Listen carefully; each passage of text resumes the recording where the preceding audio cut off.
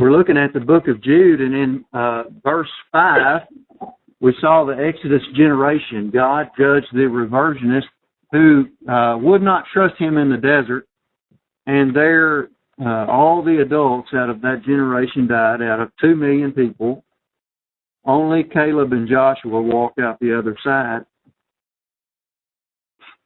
and saw the promised land.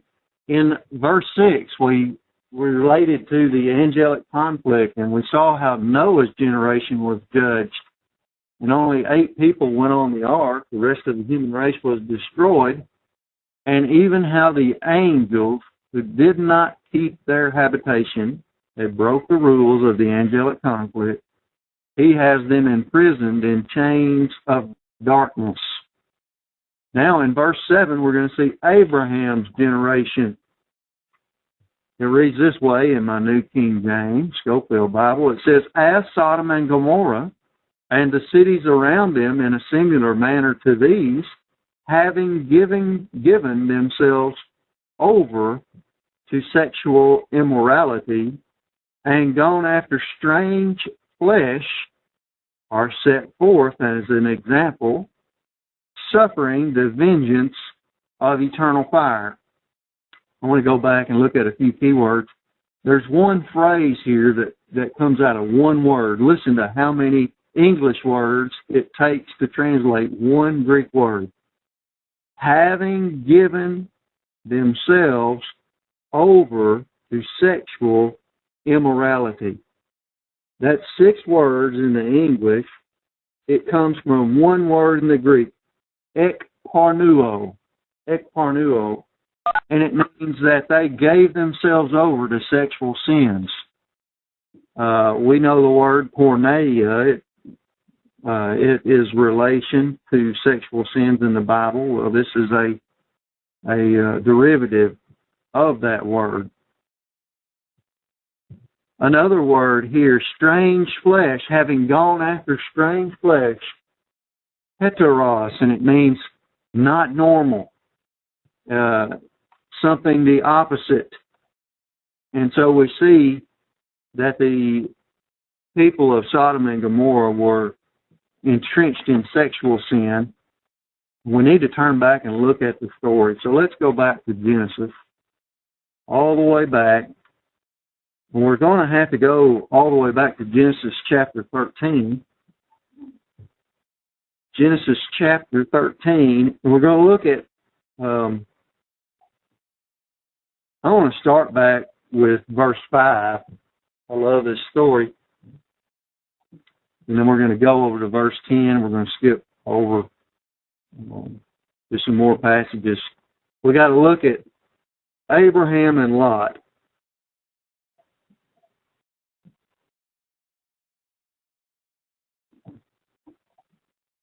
Now, Lot is Abraham's relative. He's not his brother. He's his relative, and he left and went with Abraham when they left their own land. And it says, Lot also, who went with Abraham, had flocks and herds and tents. This means they were both fabulously rich. They were both very wealthy. Verse 6, now the land was not able to support them, that they might dwell together, for their possessions were so great they could not dwell together. Verse 7, and there was strife between the herdmen of Abraham's livestock and the herdmen of Lot's livestock. I love this because the cowboys from Abraham's roundup and the cowboys from Lot's ranch, they'd all drive their herds to water, and first herd would get in there and muddy up all the water, and then the second herd had to drink muddy water. And the first herd would eat up all the green grass, and the second herd just got the stubble. And so they were constantly fighting over who got the water, who got the graves, who got to go where. And so the cowboys were in conflict. And so we see here that they are going to have to split. I'm going to go down to verse 10. It says, Lot lifted up his eyes and saw the plain of Jordan, that it was well watered everywhere. I got something to say about that. It is shown in archaeology that they actually used irrigation throughout this plain right here, and they grew crops, row crops, like peas, crops like wheat, crops like barley, and things like this out on the plain here. And so when it says it's well watered, it doesn't mean there was just a river or there was just fertile soil. It means it was irrigated. In italics it says, before the Lord destroyed Sodom and Gomorrah, we're going to look at that later, like the garden of the Lord, like the land of Egypt, as you go towards Zoar.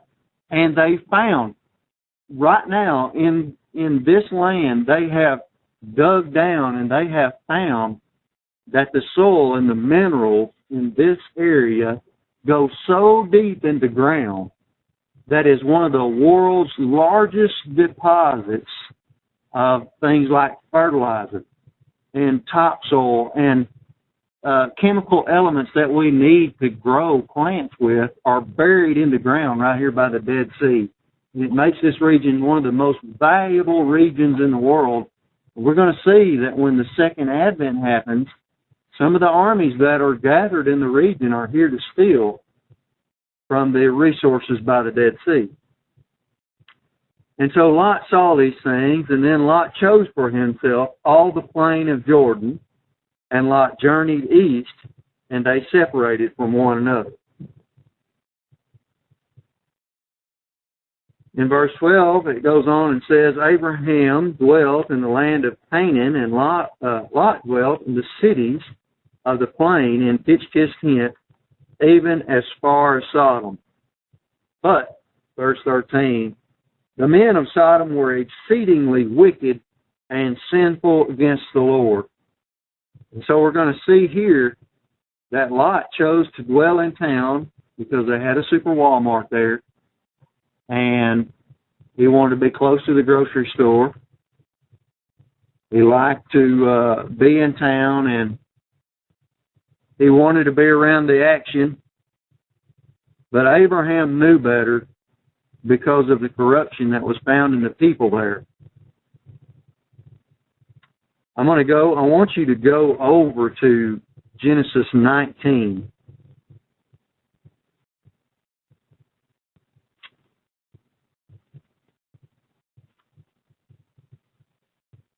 And I want you to remember one thing that happened in history.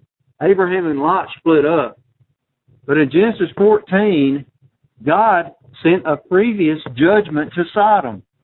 Did you know he sent an invading army into Sodom and Gomorrah? And remember, Lot was taken, he was hijacked, he was kidnapped, and all the women and children were taken, and all the goods of Sodom and Gomorrah. And remember what happened? Abraham took his family, his servants, who were trained, and they chased down that army, and they rescued Lot, and they got back all the valuables, all the women and children, and they brought them back. Remember, that happened. Now we're going to see 20 years later. 20 years later.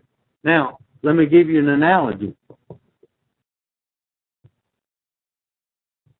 In 2001, the Twin Towers were attacked under a terrorist attack, and many thousand people were killed in America.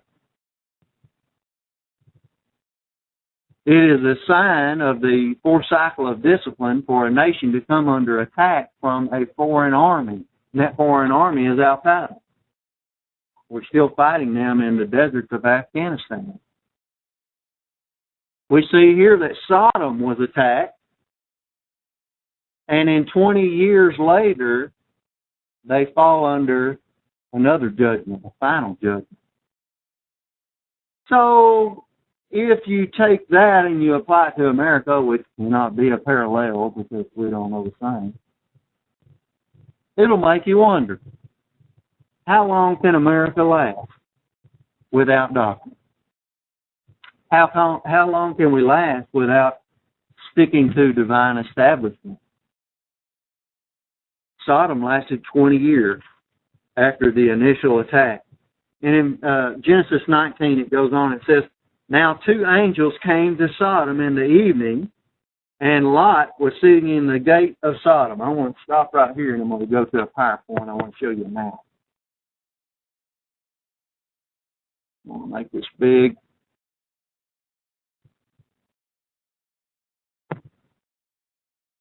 I want to show you where we're talking about. The Dead Sea still exists today. This is the Mediterranean Sea over here. Still exists today, but it is much smaller now than it was in the days of Abram and Lot. I want to show you another map. This is a little bit bigger. Here's the Dead Sea. Here is Sodom. I'll draw an arrow so you can see it. Right to the southeast of the Dead Sea. And I'm going to show you another town. This is going to come up. This is Zoar. Right here. This town's going to come up. And there are other towns. And these towns have been discovered in excavation so that we know where they were. I want to show you some pictures of what they look like. Now, we just saw the verse that Lot was sitting in the gate. They've even excavated the gate at the city of Sodom so that they know where Lot was sitting. They know that foot traffic came in here and went into the city, and we know Sodom had big walls around it. The walls were 23 feet thick, and they were built out of mud bricks and rocks. And they had gates here. And it says that Lot was sitting at the gate. Now, we know that Lot was probably like the mayor of Sodom. The only people that sat at the gates were the ones that did business deals and ones that kind of ruled, and they made judgments. So he was either there as a judge, as a mayor, as a political figure, something like that. And we see the 2 angels meet him here at the gates of the city.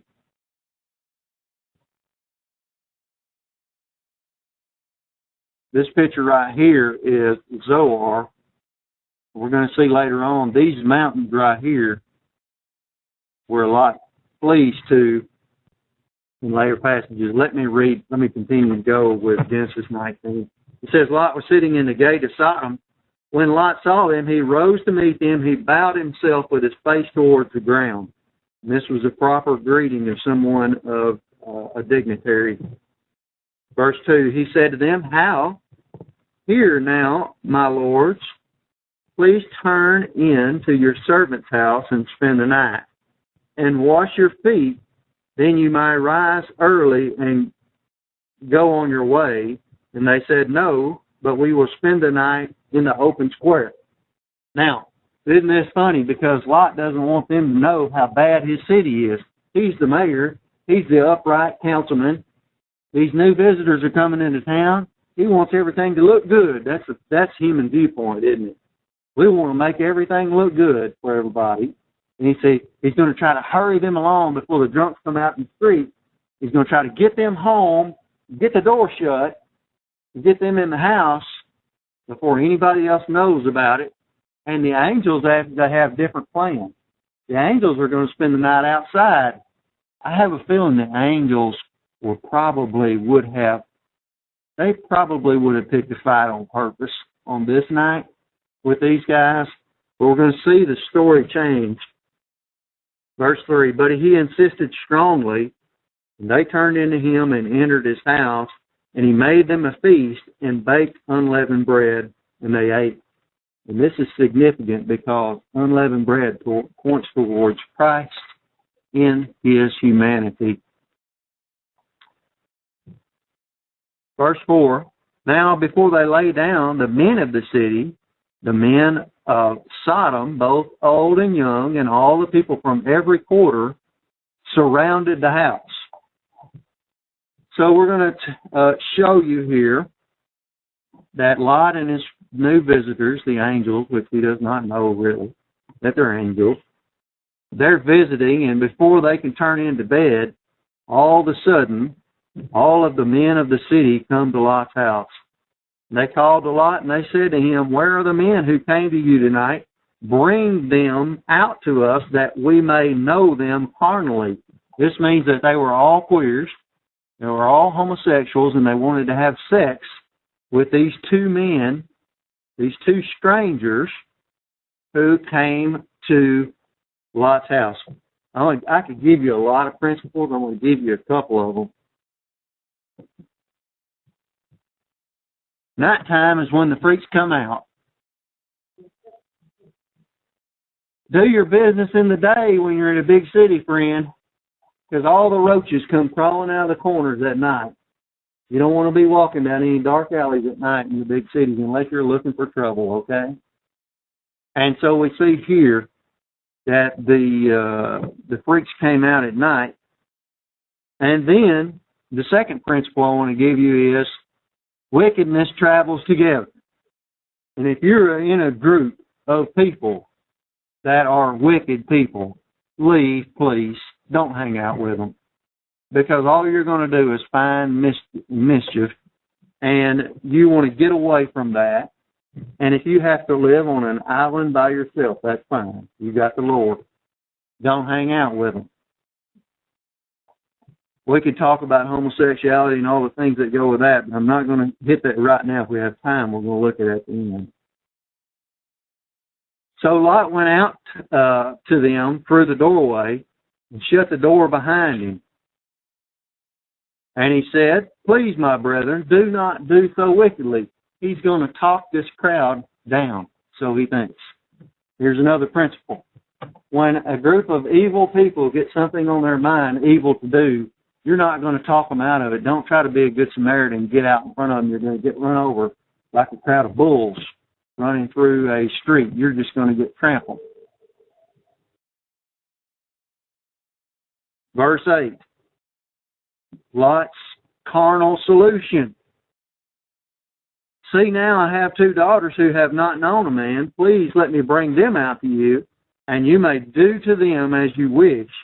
Only do nothing to these men, since this is the reason they have come under the shadow of my roof." And so Lot is going to try to make a trade.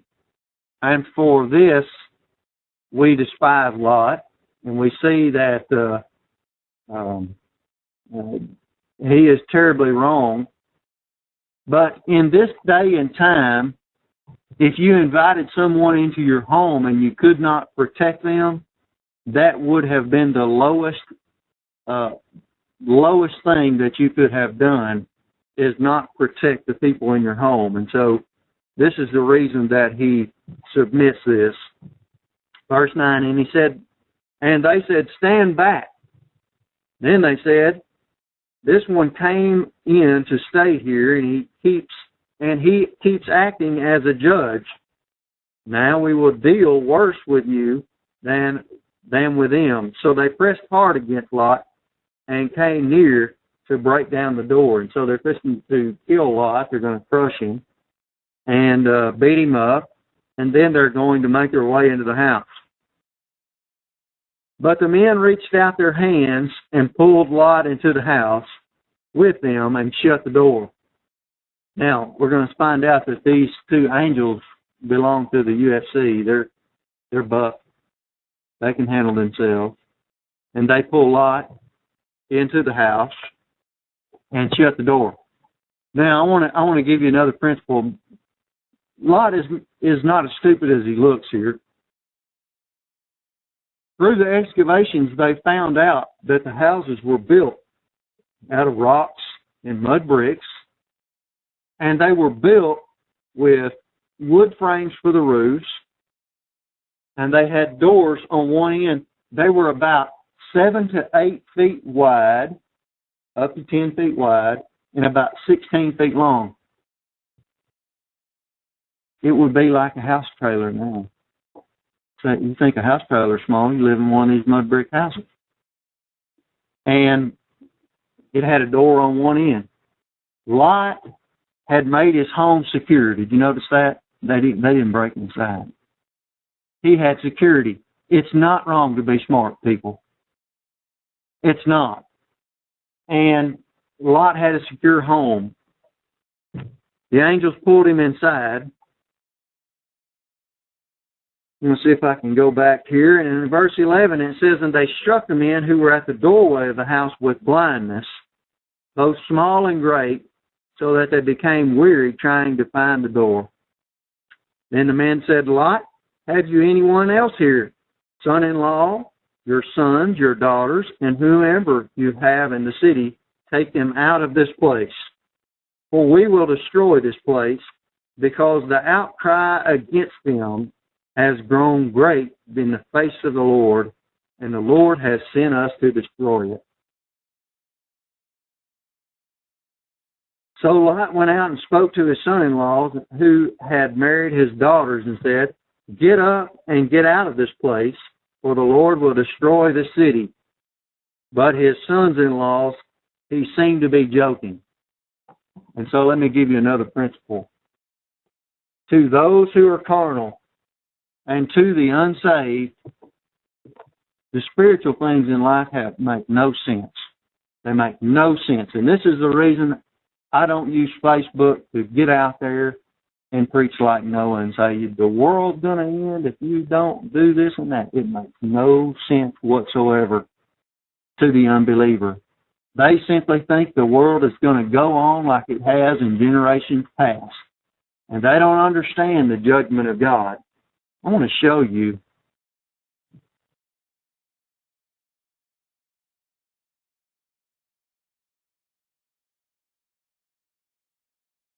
This is a simple diagram. This is the hammer of God's judgment. And here were the people of Sodom and Gomorrah. They could not see it. And right here, let's say this was on a pivot.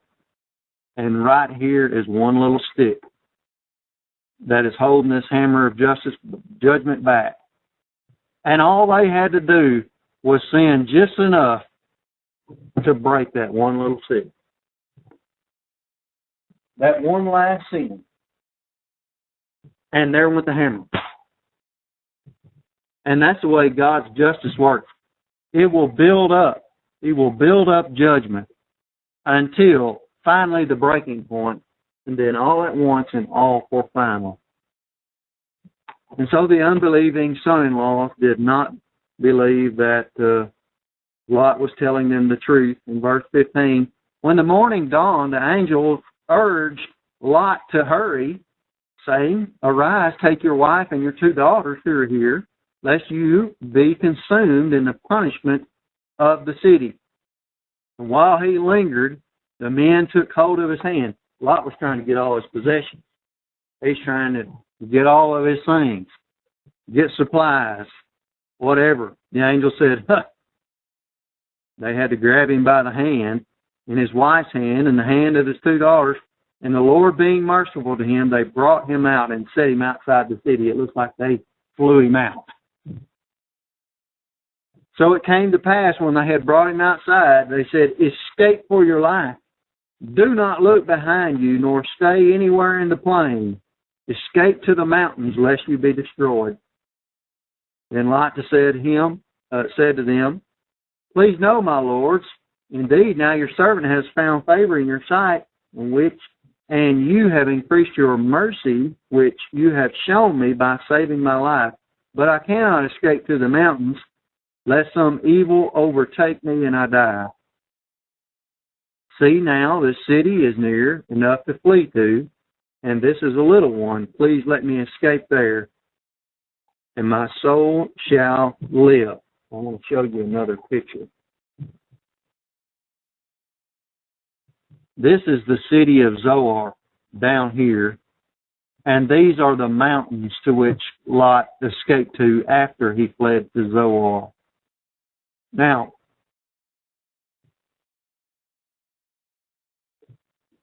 Lot said that he was scared to dwell in the mountains at first. We're going to find out he becomes scared to dwell in the city at Zoar. I'm going to give you some principles on the field. So you ought not be scared. You ought not give fear a place in your soul. I like this, because I used to know what it was like to be scared. Man, I broke down one time out in the middle of nowhere out in the middle of nowhere in my truck. I had a 62 Chevrolet truck when I drove high school. It was antique way back then.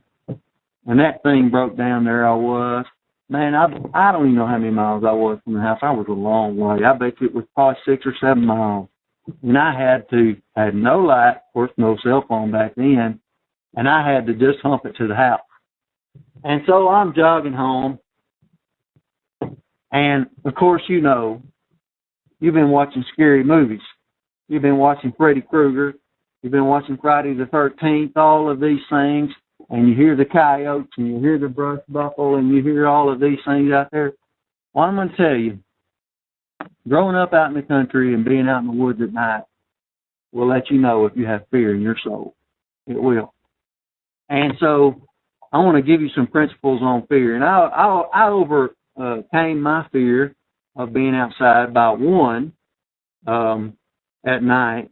One, I got taken on a coon hunt in the middle of the night and left in the woods. And I said, well, you just keep up or you're not going to make it. And so you trudge through the briars in the middle of the night. You get used to it. And the second thing I learned, the principle of Bible doctrine, do not submit your soul to things that are going to cause you to fear anything. Get out of the scary movies. Get out of the poltergeist. Get out of the corpses and all of those things. Those things are damaging to your soul. Point number one on fear. The more you surrender to fear, the more you perpetuate fear. Lot had fear in his soul. He had surrendered his soul to fear. He was scared of living in the mountains, even though the angel said he could go there for safety. Point number two, the more you perpetuate fear, the greater your capacity for fear. So when you perpetuate fear, you create a capacity for fear.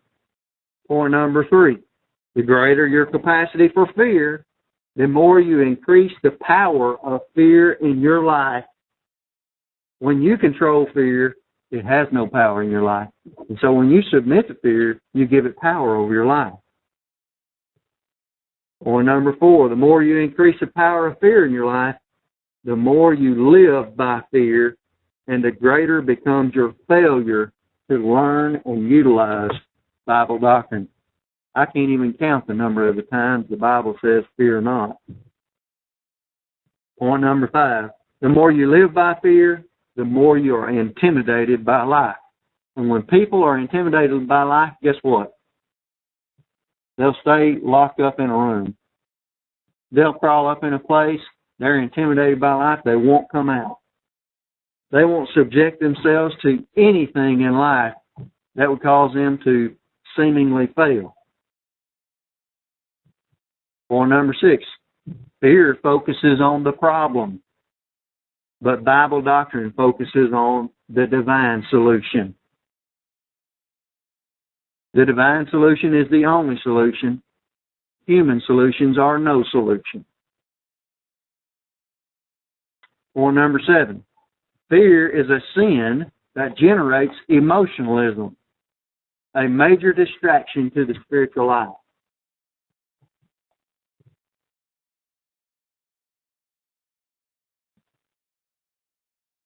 Or number eight, fear breeds arrogance,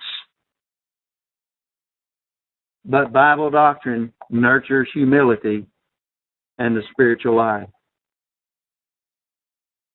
And I love point number 9. Fear of death cannot prevent death. I love this. Let's just give a straightforward fact here. Fear of death cannot prevent death.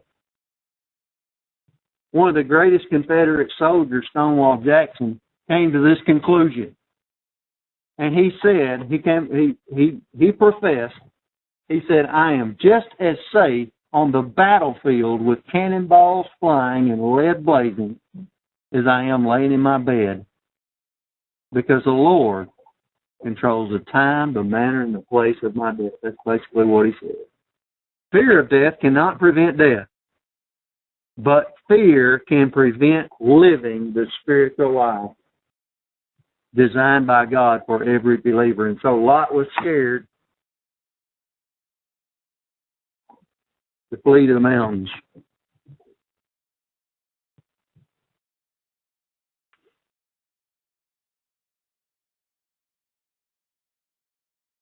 Verse 22. Hurry and escape there, the nearby town, for I cannot do anything till you arrive there. Therefore the name of the city was called Zoar. The sun had risen upon the earth when Lot entered Zoar. Then the Lord rained brimstone and fire upon Sodom and Gomorrah from the Lord out of the heavens. So he overthrew those cities, all the plain, and all the inhabitants of the cities, and what grew on the ground. But his wife looked back behind him, and she became a pillar of salt. The angels had told them not to even look back. Verse 27, and Abraham went early in the morning to the place where he had stood before the Lord, and he looked towards Sodom and Gomorrah, and towards all the land of the plain, and he saw, behold, the smoke of the land, which went up like the smoke of a furnace. And it came to pass, when God had destroyed the cities of the plain, that God remembered Abraham, and sent Lot out of the midst of the overthrow, and when he overthrew the cities in which Lot had dwelt. Now, there's some interesting facts that have come out of excavating the Middle East down here. And I want to show you a picture here. This is Sodom, and it's amazing what they have found in archaeology. Here are two different sets of bones. You can see one here, a skeleton here, and then another skeleton here inside a house, and they lay as they slept inside the house. And you can imagine the angels telling Lot to get out of here and try that daylight. And isn't it amazing, when they excavated, they found food like we would have in a refrigerator. They found clusters of grapes in these houses. Isn't that amazing? They found storage bins for grain. They found the stones and the bricks were still there, but the wood that was used to build the gates and the roofs was all charred. Not only that, the bodies are buried in a layer of silt and ash. And isn't it amazing that after they look at the archaeology, they also discovered that there is a fissure, there is a line where an earthquake could happen right by the cities that run down this map. Let me see if I can go back here. Right down this line right here.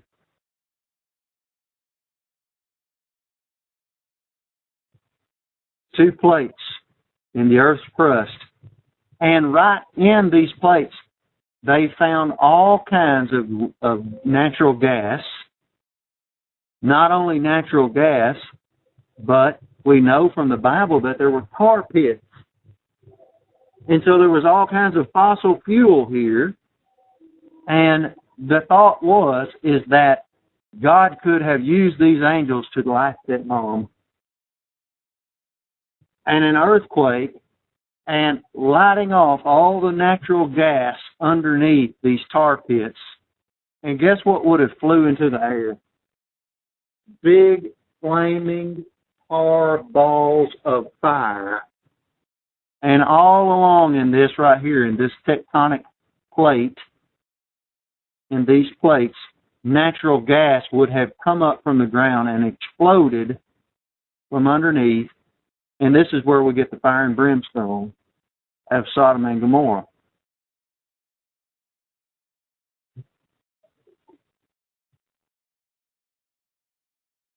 It's funny, too, because outside of Sodom, they had a huge graveyard that all of these bodies are buried in town.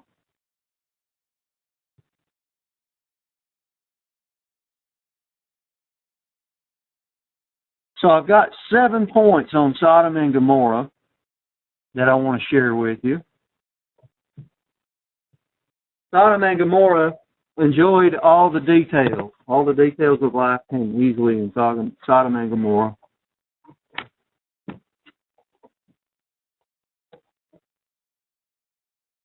Just like in America, socialism and welfare state have made all the details of life within easy grasp without working for anything. The same thing in Sodom and Gomorrah. Lot chose this life among evil men.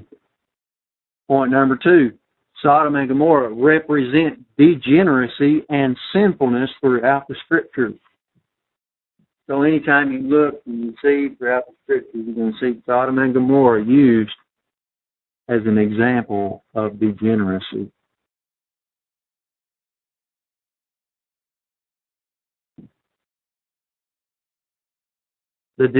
Point number 3, the degeneracy was related to mental attitude sins.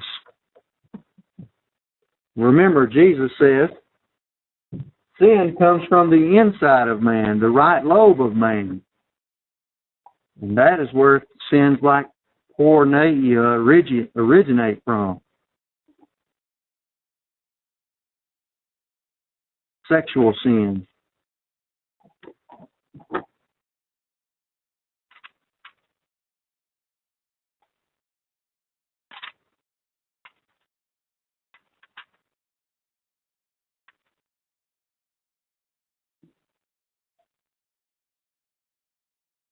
Point number 4, nations saturated with sin self-destruct. Just as the cities of Sodom and Gomorrah and the surrounding towns had saturated themselves with sin, they self-destruct. Not only under the law of volitional responsibility, but also divine discipline.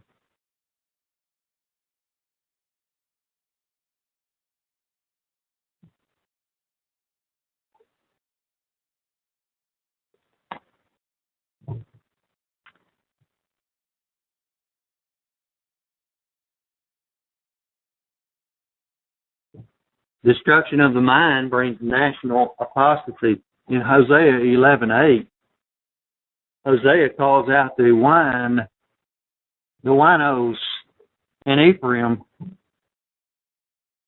he talks about how they've destroyed their minds.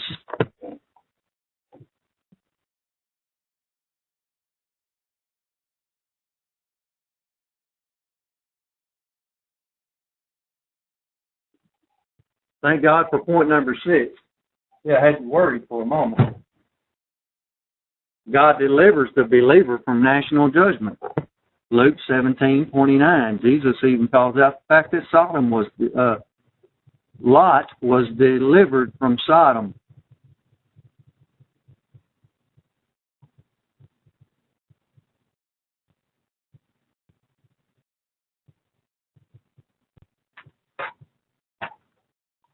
However, point number 7, no unbeliever escapes judgment, just as in Genesis 6.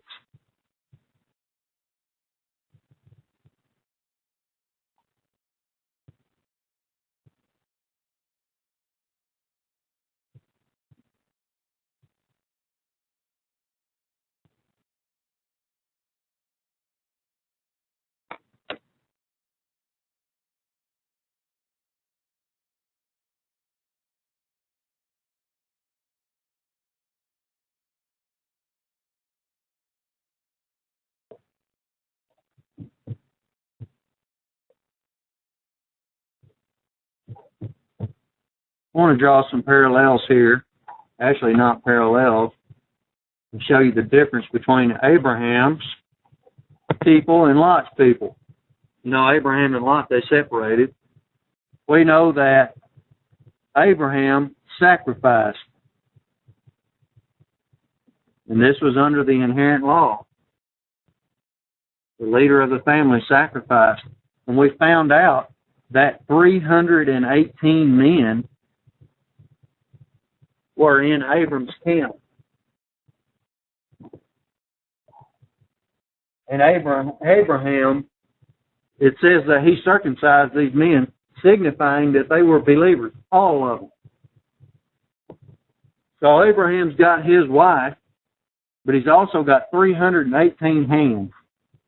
And every one of them had been evangelized and saved.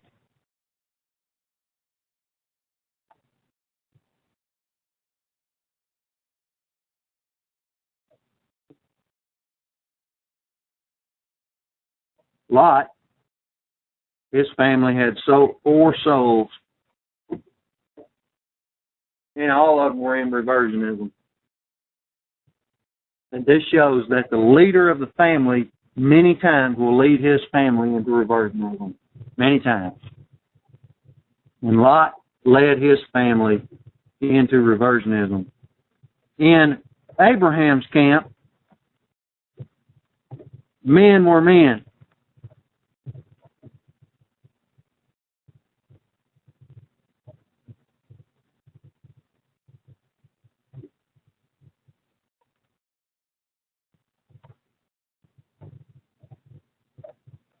In Lot's camp, men were pansies.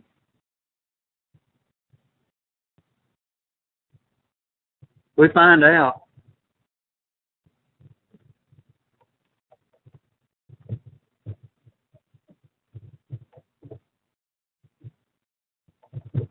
Abraham trained his men in combat and warfare. They grew up ranching, living out on the plain, sharing Bible doctrine with Abraham.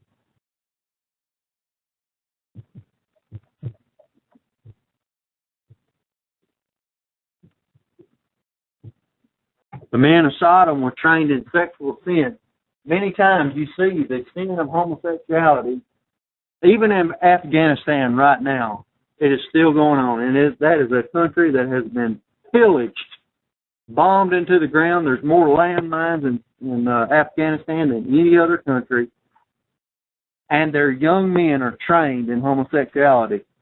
Their young men are raped. And once a week, they're taken they take them to the mountain. And every young man is raped starting out as a young boy. So that when they grow up, they rape their children, the young men and their families. And it is trained into them. And if you ask them, are you homosexual? They would say no. They don't believe it's homosexual. They don't even believe it's sexual sin. They believe there's nothing wrong with it. And all of our soldiers coming back from over there, that's their biggest complaint, is they cannot save these kids from having to go up on the mountain on Thursday. They all want to shoot the older men for doing it. And they cannot say a word.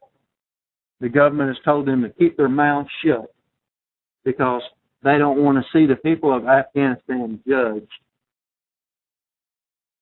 And so the sins are passed down from a generation, and one abuse is what you find out, the abused grows up to be worse than the abuser.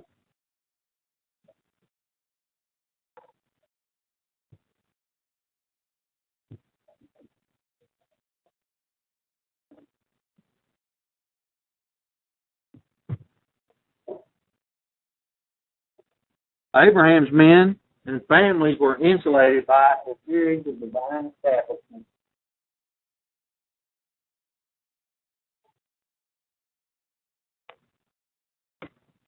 Anytime you stick with a divine establishment, that is freedom, marriage, family, and patriotism, guess what? Satan can't attack. You become insulated from satanic attack and from a lot of the problems of the world.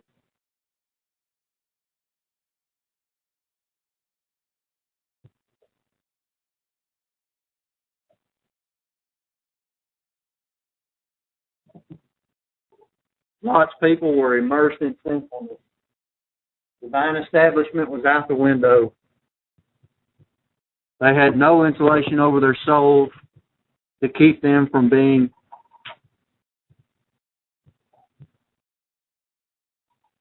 overtaken by sin.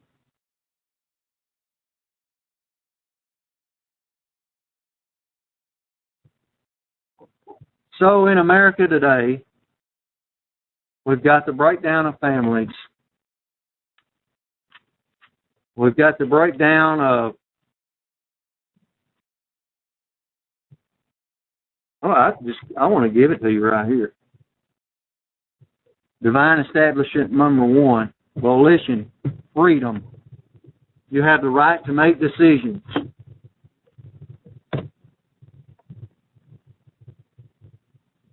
The second one, marriage.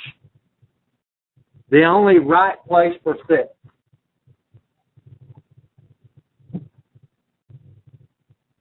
If you take sex anywhere out of the circle of marriage, it's wrong. So marriage is the only right place for sex. And that's where God can bless it.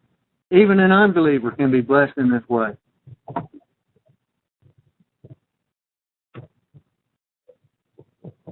Family. The right environment for raising children. Can you hear me? A man, a woman, a family.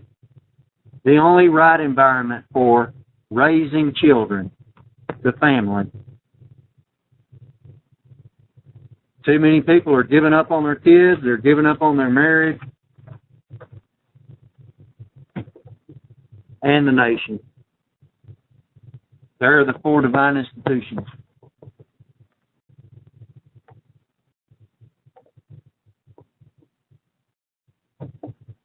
I want to go back and just reread Jude verse 7 and we'll be done.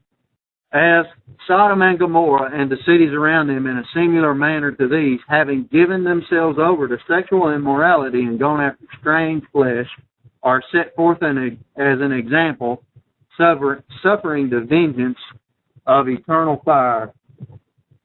I want to thank